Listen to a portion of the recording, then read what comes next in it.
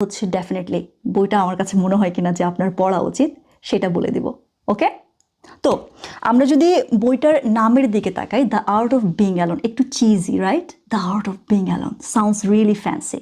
এবং আমি ওই বইটার নাম দেখেই মূলত কিনেছিলাম যে কি বলতে চাইনি এই বইতে।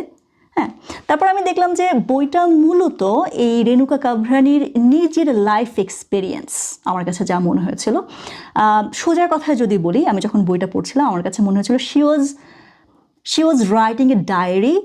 I felt like a teenager was writing a diary. I'm sorry, I really don't know how old she was when she wrote this book, but I felt like there is a teenage touch.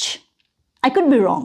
বইটার মধ্যে উনি মূলত বলার চেষ্টা করছিল যে উনি যখন ধরেন সেই ছোট ছিল, স্কুলে ছিল, কিভাবে উনি আসলে নিজেকে কোথাও খাপ খাওয়াতে পারছিল না।